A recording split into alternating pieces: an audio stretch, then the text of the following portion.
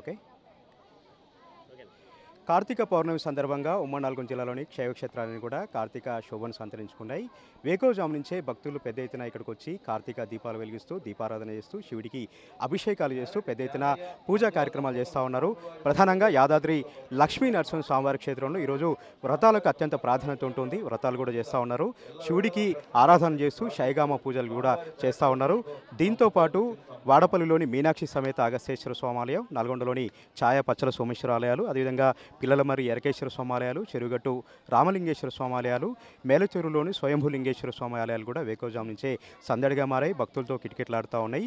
ప్రధానంగా నది వెంట వేసినటువంటి గుళ్ళ వద్ద అయితే వేకువజాము నుంచే నదీ స్నానాలు ఆచరించి భక్తులందరూ కూడా దీపాలు వెలిగిస్తూ నదిలో దీపాలు వదిలిపెడుతూ ప్రత్యేక పూజలు చేస్తూ ఉన్నారు. శివుడికి అత్యంత ప్రీతికరమైనటువంటి ఈ నెల కార్తీక మాసం. ఈ నెలలో వచ్చేటువంటి కార్తీక పౌర్ణమి రోజున శివుడికి చెంబు నీళ్ళతో రుద్రాభిషేకాలు చేస్తే సంవత్సరం అంతా కూడా శివుడికి అభిషేకాలు చేసినటువంటి పుణ్యం లభిస్తుంది. కాబట్టి ఇక్కడ పెద్ద ఎత్తున ఆలయాలకు తరలి వచ్చి ఇక్కడ శివుడికి అభిషేకాలు చేస్తూ ఉన్నారు. ప్రస్తుతం మనం నల్గొండ పక్కనటువంటి అత్యంత చారిత్రక నేపథ్యం ఉన్నటువంటి అత్యంత పురాతన దేవాలయమైనటువంటి ఛాయ సోమేశ్వరాలయం ఇక్కడ ప్రకృతి ఒళ్ళో కూడినటువంటి ఈ ఆలయానికి వేకువజాము నుంచి కూడా భక్తులు తండోపతండాలుగా తరలి వస్తూ ఉన్నారు. ప్రధానంగా గుడి ముందు ఉన్నటువంటి కోనేరులో దీపాలు వెలిగించి కార్తీక దీపారాధన చేస్తూ దీపోత్సవాలు నిర్వహిస్తూ పెద్ద ఎత్తున భక్తులు ఆధ్యాత్మిక భావంలో మునిగి తేలుతూ ఉన్నారు. ఈ ఆలయ చైర్మన్ ఉన్నారు గంట్ల అనంతరెడ్డి గారు. సార్, వేకువజాము నుంచి కూడా భక్తులు వస్తూ ఉన్నారు. ఎట్లా ఏర్పాటు చేశారు? ఈ ఆలయ యొక్క మహత్యం ఏంటి సార్? ఇంత పెద్ద ఎత్తున దాదాపు 3 కిలోమీటర్లు ట్రాఫిక్ జామ్ అయింది సార్, ఎట్లా అనిపిస్తుంది? ఓం నమ శివాయ. వేల సంవత్సరాల చరిత్ర కలిగిన దేవాలయంతో పాటు ఎదురుగా కృష్ణా పుష్కరిణి 2016లో మనకు కృష్ణా పుష్కరాల సందర్భంగా ఈ యొక్క కృష్ణా పుష్కరిణి అభివృద్ధి చేయడం వల్ల కూడా ఇది పవిత్రమైన గంగమ్మ ఆ మల్లికార్జున స్వామి, శ్రీశైల మల్లికార్జున స్వామి పాదాల నుండి ఉదయ సముద్రం ద్వారా నేరుగా ఈ చెరువులో ఈ యొక్క కొలంలోకి, ఈ కొలంలో నుంచి స్వామివారికి అంతర్వాహిని రూపంలో స్వామివారికి ఆ యొక్క గంగమ్మ 24 గంటలు అభిషేకించడం అనేది ఆనాడు 1000 సంవత్సరాల క్రితమే ఆ ఉదయాదిత్య చోళ మహారాజు కాలంలోనే ఈ యొక్క ప్రొవిజన్ అనేది ఉన్నది.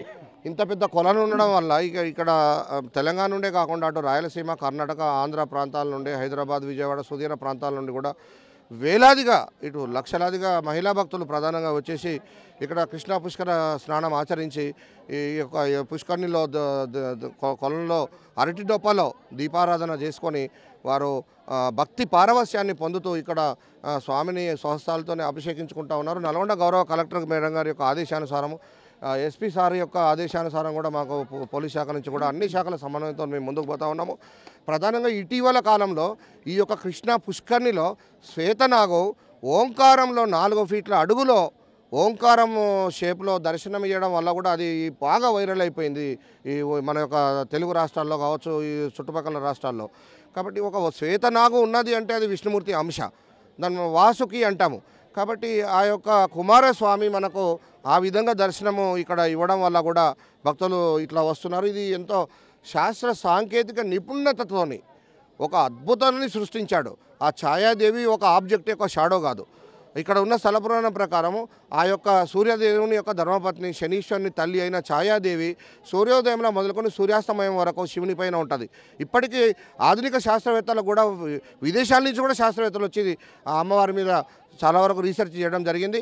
ఆ అమ్మను దర్శించుకుంటే శని, శత్రుపీడలు, నదృష్టి, గ్రహదోషాలు, ఇన్ఫినిటీ కాంప్లెక్స్ లాంటి భయాలు తొలగిపోతాయి అనేది ఇక్కడ స్థల పురాణం. కాబట్టి ఈరోజైతే మరీ తెల్లవారుజామున 2 గంటల నుండే భక్తులు క్యూ లైన్లో వచ్చి స్వామిని అభిషేకించుకొని దీపారాధన చేసుకుంటూ ఉన్నారు. మరి ఈరోజు సాయంకాలం 7 గంటలకు మనం ఇక్కడ అగ్ని సూక్తంతో ఆ యొక్క జ్వాలతోన్న కార్యక్రమానికి కూడా రుద్రసేన తరఫున ఏర్పాట్లు చేశాము.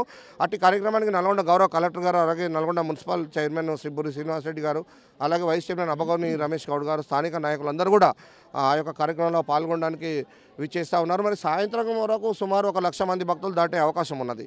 సార్, మీరు ప్రకృతి ఒళ్ళో చేశారు సార్. దాదాపు వేలాది మొక్కలు నాటారు, లక్షలాది మొక్కలు నాటారు. ప్రకృతిని ఎట్లా ఆస్వాదిస్తూ ఉన్నారు భక్తులు? ఈ చెట్లను చూసి, ఈ కోనే చూసి ఏమంటున్నారు?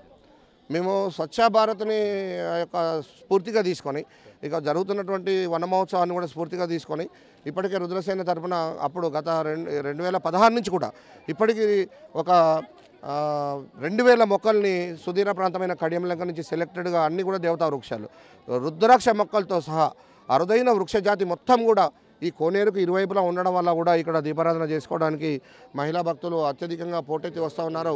ఇది ప్రకృతి ఒడిలో కొలువైనటువంటి శివాలయం. ఇక్కడి పవిత్రతను కాపాడి ఈ యంత్ర మహిమను భవిష్యత్ తరాలకు అందించాల్సిన బాధ్యతను ప్రతి సనాతన ధర్మకర్త స్వీకరించాలని ఈ యొక్క శుభ సందర్భంగా తెలియజేస్తూ ఇటీవల కాలంలో ఇది యునెస్కో కూడా టాగ్ అయినట్టుగా కూడా మనకు ఆర్కియాలజీ అధికారుల ద్వారా తెలిసింది.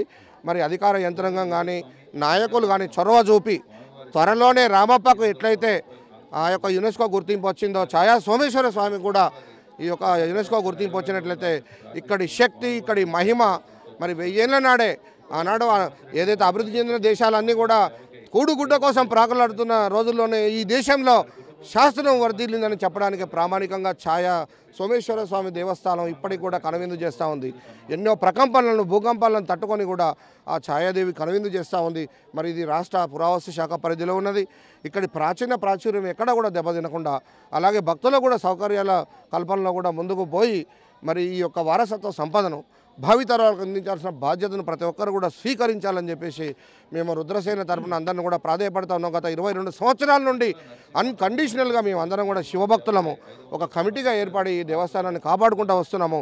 మరి అందరూ కూడా ఇదే పరంపరను కొనసాగించి ఎక్కడెక్కడైతే ప్రాచీన దేవాలయాలను అన్యమత దాడుల్లో కావచ్చు, విదేశీ రాజుల కుట్రపూరితమైన అంశాల్లో నేల కొరిగినటువంటి అపురూప ఘట్టాలన్నింటినీ కూడా మళ్ళీ పునఃప్రతిష్టాపన చేసుకొని యువత ముందుకు కలిగి మన సంస్కృతి సాంప్రదాయాలని కాపాడుకొని మనం అందరం కూడా ఒక వసుదైక కుటుంబంగా అందరం కూడా అరమరికలు లేకుండా ఆనందభరితమైన జీవితాన్ని అలౌకిక ఆనందాన్ని పొందుతూ మనం అందరం కూడా భక్తి మార్గంలో ముందుకు పోవాలని చెప్పేసి మనకు ధర్మాన్ని, దేశాన్ని కాపాడుకోవాలని ఈ సందర్భంగా భక్త మహాశయులందరినీ కూడా వేడుకుంటూ మరొకసారి ఇక్కడికి విచ్చేసిన భక్తులందరికీ కూడా మా యొక్క ట్రస్ట్ తరపున, ఆలయ కమిటీ తరపున వారందరికీ కూడా ఈ యొక్క కార్తీక పౌర్ణమి శుభాకాంక్షలు తెలియజేస్తూ మేము మీడియా మిత్రులందరూ కూడా ఈ దేవస్థాన ప్రాచుర్యం పెరగడంలో మీ మీడియా యొక్క పాత్ర కూడా చాలా గొప్పగా ఉన్నది. ఇప్పటికే విశ్వవ్యాప్తం అవుతా ఉన్నది ఛాయా సోమేశ్వరాలయం మీ ద్వారా. మీ అందరికీ కూడా, మీ యాజమాన్యానికి మీ అందరికీ కూడా హృదయపూర్వకమైన ధన్యవాదాలను రుద్రసేన తరపున తెలియజేస్తూ ఉన్నాము. ఓం నమః శివాయ. ఈ విధంగా వేకోజాము నుంచే ఆలయాలన్నీ కూడా భక్తులతో సందడిగా మారాయి. భక్తులతో చాలా ఆధ్యాత్మిక వాతావరణంలో ఇదంతా కూడా ఉంది. ప్రధానంగా వేకోజామున 2 గంటల నుంచే నదీ స్నానాలు ఆచరించి, ఇక్కడ కృష్ణా జలాలతో స్నానాలు ఆచరించి స్వామివారికి అభిషేకాలు చేస్తూ దీపాలు వెలిగించి వారందరూ కూడా ప్రత్యేక పూజా కార్యక్రమాలు చేస్తూ ఉన్నారు. యాదగిరిగుట్ట లక్ష్మీనరసింహస్వామి క్షేత్రంలో ఈరోజు సత్యనారాయణ స్వామి వ్రతాలకు అత్యంత ప్రాధాన్యత ఉంటుంది కాబట్టి విడతల వారిగా దాదాపు 5,000 మంది సత్యనారాయణ స్వామి వ్రతాలు చేసుకునేలాగా యాదాద్రి దేవస్థానం కూడా ప్రత్యేక ఏర్పాటు చేసింది. మొత్తంగా యాదాద్రి లక్ష్మీనరసింహస్వామి ఆలయం, అదేవిధంగా నల్గొండలోని ఛాయా సోమేశ్వర ఆలయాలు, నల్గొండలోని శైవ క్షేత్రాలనేవి కూడా కార్తీక శోభ సంతరించుకున్నాయి. కార్తీక మాసోత్సవం సందర్భంగా దీపారాధన చేస్తూ, దీపోత్సవాలు చేస్తూ భక్తులు ఆధ్యాత్మిక భావంలో మునిగి తేలుతూ ఉన్నారు. కెమెరా పర్సన్ వెంకట్తో రామ్ టీవీ న్యూస్, నల్గొండ.